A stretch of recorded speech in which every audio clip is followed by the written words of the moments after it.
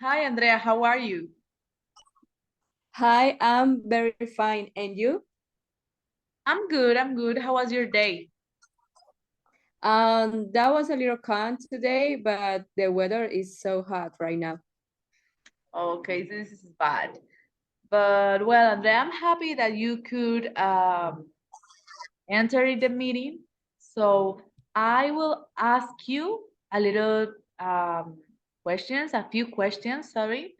And yeah, just to know you better.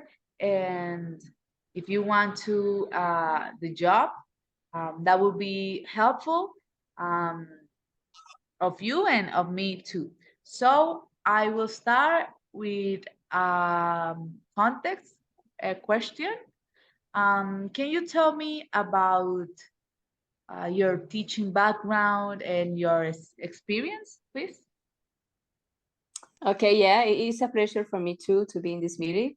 So, in my experience about to be a teacher, I think that and I want to be a teacher since I was like 8 years old, and my mom has a playground. So she's a teacher too. She teaching to childrens. So I always help my mom when I was a little, and I just like it to be a teacher because, and I like to teach something to the new generation, and I like to be this kind of imagines that the children can figure it out. So, and I educate in elementary school, and also I do my practice.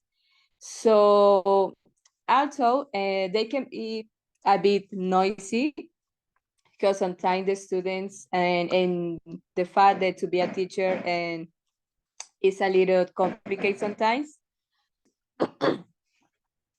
So, it's a little complicated sometimes as a teacher because we have the responsibility to make the adolescents or the children or sometimes the adults for the teacher who teach in a university feel comfortable with the class and pay attention and to know that the students are learning something. So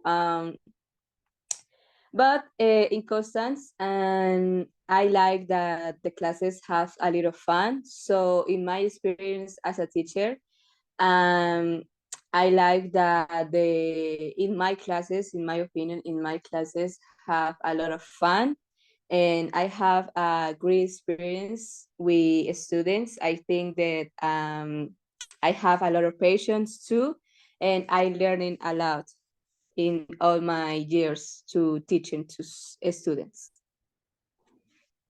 Okay, Andrea. So the most part of your experience is with children's, right? Yes. Well, that's a good point because of the institution um, has an specific um idea or perception about the children. Um, our focus are the children's, so that's nice, Andrea.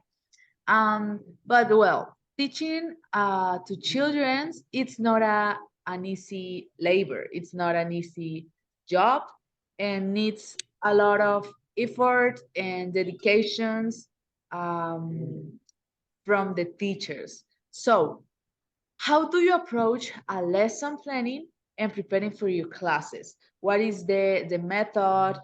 You have a specific plan or a specific route to planning your classes? I think that is a great point, and if my opinion that I enjoy because sometimes the teachers, or well, the teachers that have many years in this camp, and are so sometimes are so old. I mean, I don't want to be mean, but sometimes are so old, and these classes are a little boring because the teachers that have many years teaching, they keep and they stay in only one didactic and only one lesson for all these classes. So, in my opinion, I pay a lot of attention to the interests of students and young people in general, because as a teacher, I think that it's important that we pay attention to the students and we pay attention or why they like or why they boring. So, in this new generation, and has a different way of see things now that the technology is in all this stuff and all the world, and now the students and they know everything about technology more than an adult.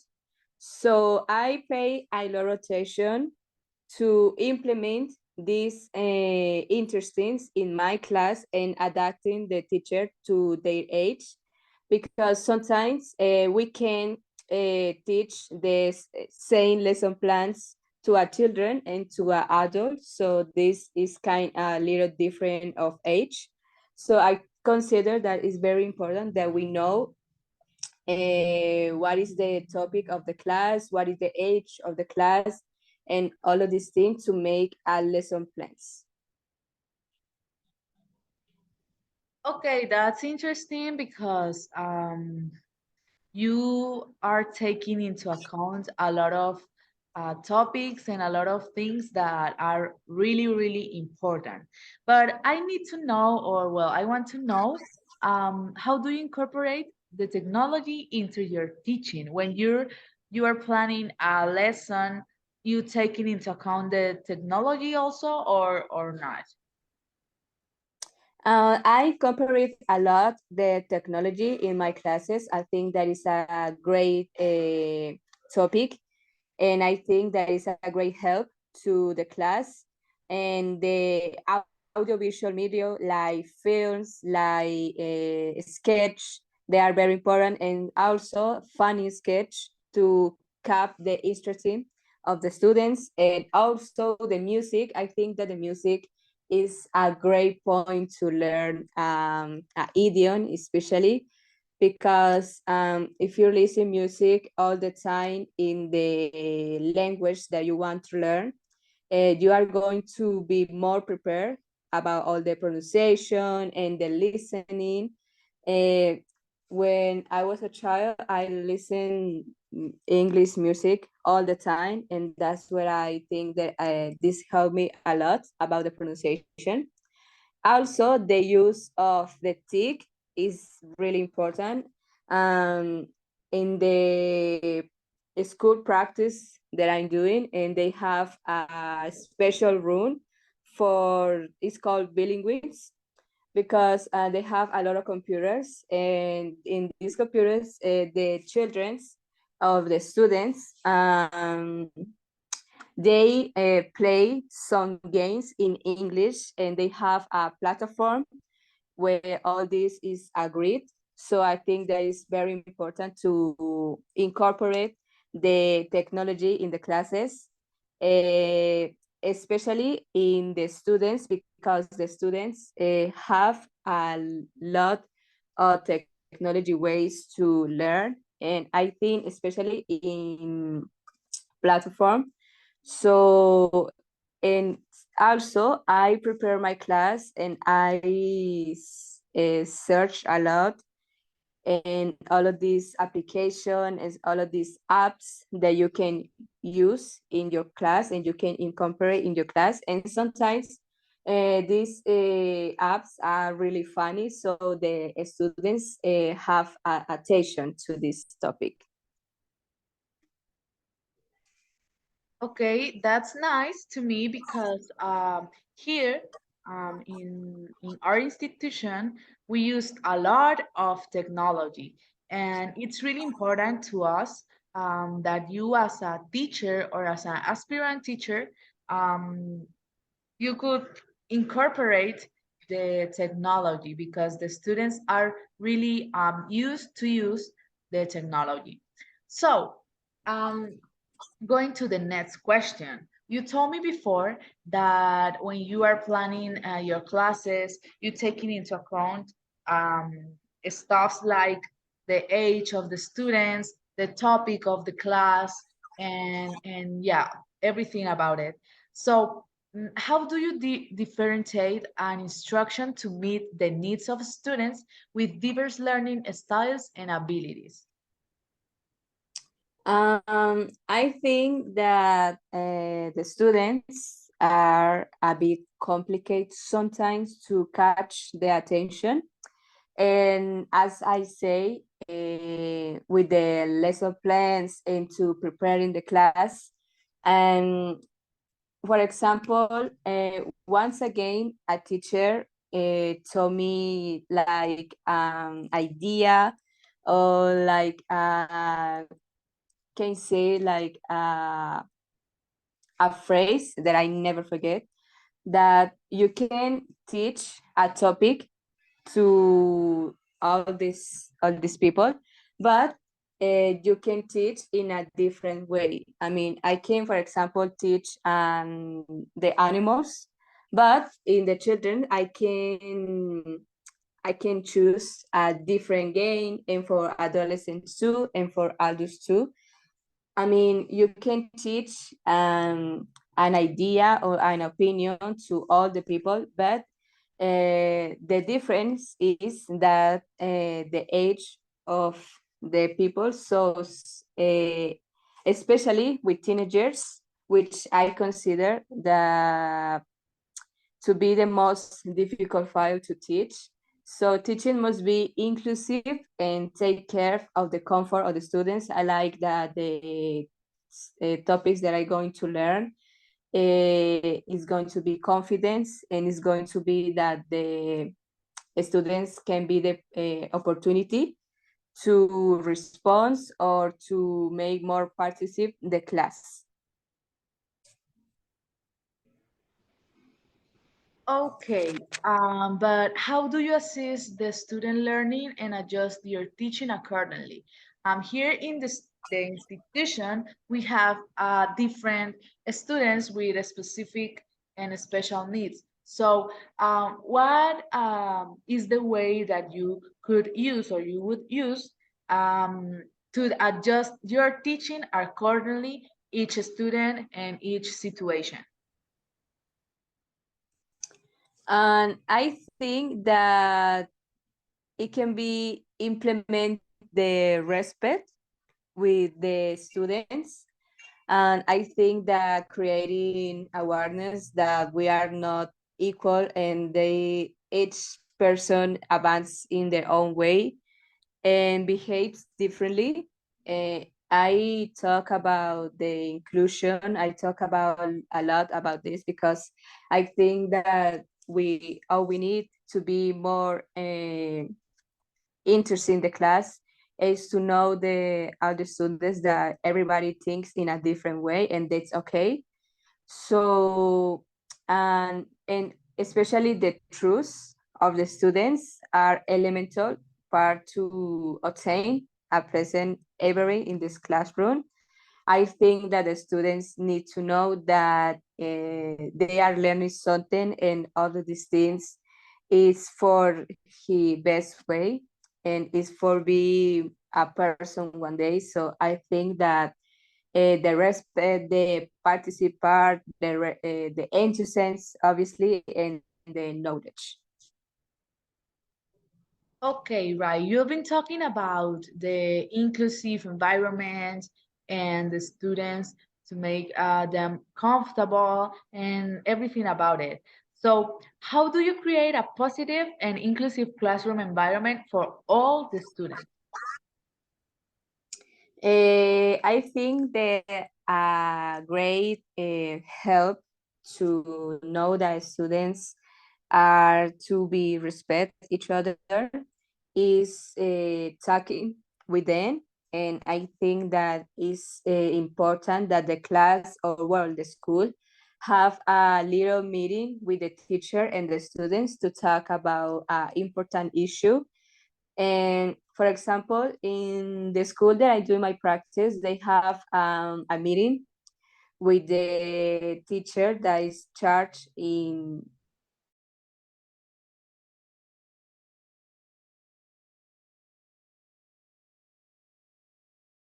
problems that students have each other.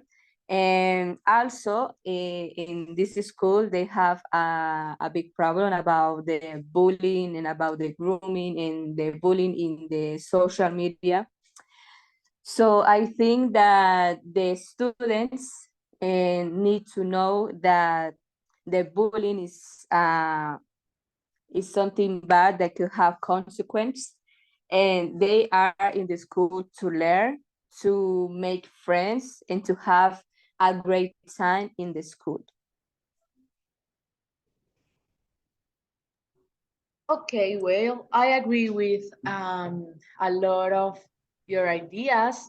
And yeah, that's right. It's really important for the students and for their learning processes that they feel comfortable. And that the only way to reach that is through positive and inclusive environment. So that's really nice, Andrea. But now I want to know, um, how do you manage the communication with the parents? Sometimes that could be, or that could mean a problem for some teachers and for some parents. So, how do you communicate with the parents and guardians about their children process and any situation, problem, or concern? Well, I think that in this kind of cases, it's important that the teacher has a private meeting with the parents and without the children, because are some topics that you can talk in front of the students, because the students is going to be a little grumpy or is going to be like, no, I never do that. So I think that is better that two adults have a specially meeting. And in my experience, I think that this can be work because sometimes that the students uh, is in a bad mood to talk in front the teacher. And I think that the last week I saw something like that. A teacher was talking with the parents and the child, and the child was a little unrespectful with the teacher. They don't want to talk, they don't want to do anything, and always in a bad mood. Sometimes they are a little rude. So I think that is better, and that the teacher and the parent is in a private meeting. I consider that the students and the parent have the right to know in detail, know the child's performance is going. I think that the students also need to know how is the mood in the class, and also the parents too. So I think that they have like two meetings, once with the parents alone and another with the students in the meeting. Okay, that's a good way to manage that situations. But you mentioned it, a situation, a common situation into the institutions and the schools. And it's when students maybe um, are having not a good behavior, especially, and maybe making problems and getting just, yeah, and when you confront them, their answer is just, no, I don't do that. Um, Give me an example of how would you manage that type of behavior into your classroom in a effectively way, in an effective way. An example can be I think that the last week I have a class with a grade. And there are some students, and especially there are adolescents. So the adolescents is a little complicated to manage. And a lot of students don't want to go to the class, and they stay in playing volleyball in another classroom. So the teacher and I, we know that there are some students that they are not in the class. And I think that is great what the teacher do because they don't jail the students and they don't be rude with the students, but the students know that they do something bad and there's going to be consequence. So I think that is important that the teacher show authority in this class. I mean, I am the teacher and I have the rule and I put the rules to the students and the students has to be in, they have to be the rule, they have to complete the rule.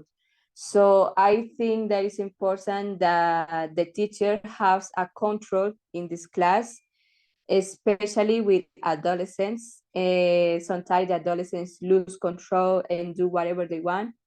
So the students in this case, in this class, understood that they do something really bad and they were being disobedient. And I think that the students feel bad with the teacher and all of this happen and the teacher don't have to jail the students. So I think that is a good idea. We don't have to jail the students. If we talk in an authority way, the student is going understood.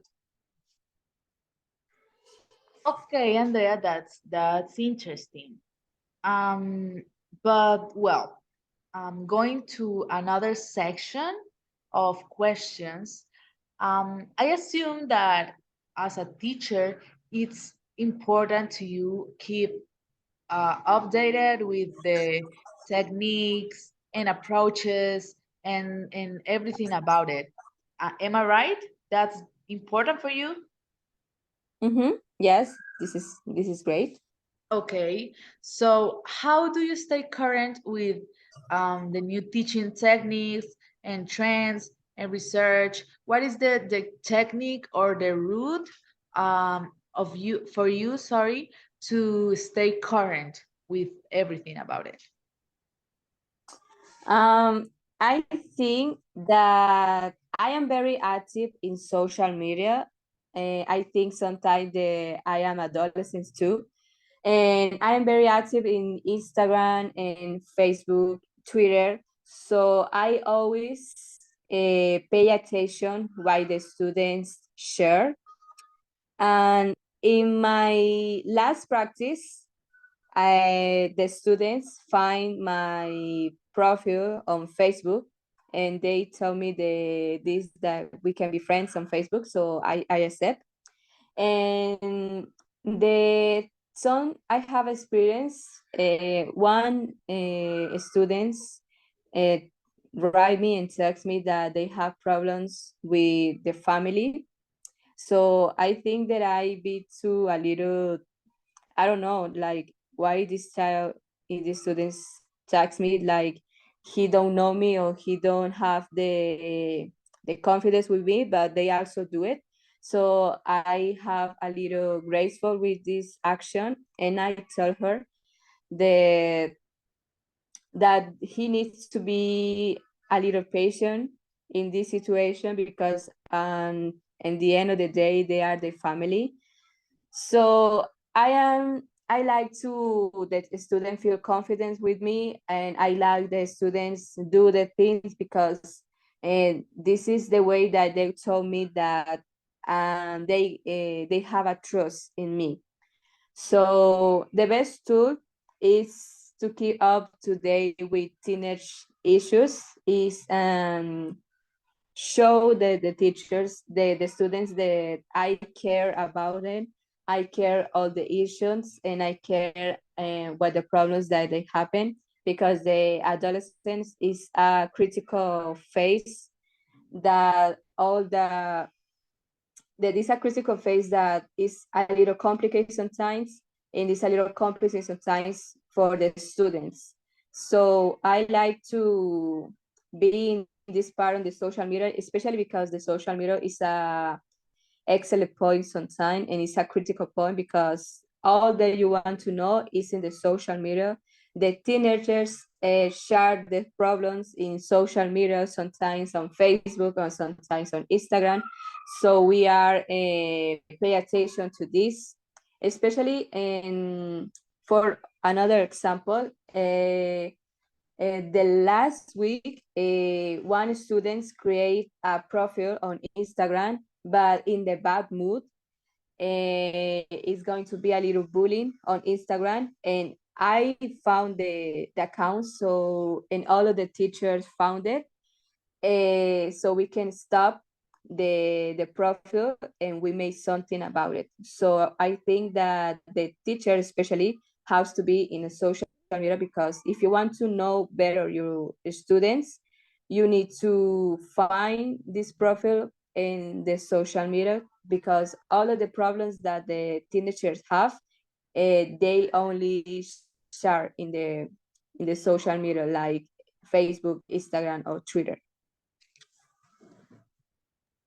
Okay, that's an interesting point of view. I never heard it before, like this perception, and it's interesting. I'm agree with you with the idea that to keep um, updated and to stay current with the new techniques that you could implement into your classes, you need to be closely with the students, not just reading and researching and searching in the academic way, or yeah, but keep closely with the students would be an effective way and an effective form to keep uploaded in the whole situation. So that's a good answer, Andrea. Thank you. And the last question. Now I know you better. I know your perceptions, and I know a little bit of your mind and your point of view as a teacher. But I need to know, how do you see yourself contributing to our school community and supporting our school's mission and goals? Do you know our school's missions and goals? Yeah, I read it before to go here. Okay, so how do you see yourself contributing to us? I see myself supporting teachers and students. As I say in all this interview, I like to contribute with the students. I like to be closer with the students. I like that the students and have a little true of me and a little confidence with me. And I don't want to be that typical teacher that don't talk with anybody and only discriminate and sometimes yells or is a little grumpy in this class. And I love what I do and I love teaching. So I would love to help students in their teaching process. I think that is it's a kind of the life that you never forget. I think that I never forget all my teachers in my school process when I was a teenager. So I like to the students have they see a great person on me. I like to make a mark in a school, in the school, in whatever school that I was teaching.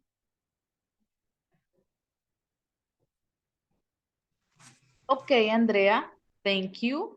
Um, I'm really happy with your answers. That was a good interview, and that was nice to talk with you. So Thank you. I will call you in case that the job is yours, and Okay. um, that was nice. So just keep attentive to my call, and see you next time, Okay. right? Bye. Okay, thank you so much. Okay, then bye.